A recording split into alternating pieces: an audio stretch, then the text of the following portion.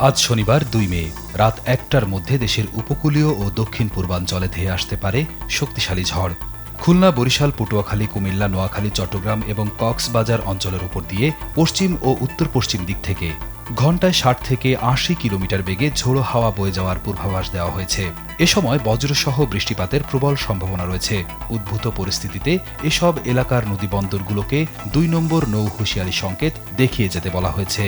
টানা কয়েকদিন বৃষ্টিতে তপ্ত আবহাওয়ায় স্বস্তি মিললেও জনজীবনে যোগ হয়েছে জলাবদ্ধতা আর ফসলের ক্ষয়ক্ষতির দুশ্চিন্তা। এর মধ্যেই আবহাওয়া অধিদপ্তর থেকে পাওয়া গেল এই জরুরি সতর্কতা। স্যান্ডেলিনা সো, রূপচর্চায় আভিজাত্য। দেশের বাকি অংশ বাদ যাচ্ছে না ঝড়ের প্রভাব থেকে। সেখানে ঘণ্টায় ৪৫ থেকে ৬০ কিলোমিটার বেগে দমকা হাওয়া বা বজ্র বৃষ্টি হতে পারে। সেসব এলাকার নৌবন্দরগুলোর জন্য থাকছে ১ নম্বর সতর্ক সংকেত। বৃষ্টির এই ধারা কেবল আজকের মধ্যেই সীমাবদ্ধ নয়। আবহাওয়া দপ্তর জানাচ্ছে, আগামী ৫ দিন দেশের বিভিন্ন প্রান্তে বৃষ্টি বা বজ্রসহ বৃষ্টির সম্ভাবনা রয়েছে। সেই সাথে কোথাও কোথাও মাঝারি থেকে অতি ভারী বর্ষণের সতর্কতা জারি করা হয়েছে। আজ সন্ধ্যা থেকে আগামী রবিবার সন্ধ্যা ৬টা পর্যন্ত ময়মনসিংহ, ঢাকা, বরিশাল, চট্টগ্রাম ও সিলেট বিভাগের অধিকাংশ জায়গায় অস্থায়ী দমকা হাওয়া সহ হালকা থেকে মাঝারি বৃষ্টি হতে পারে।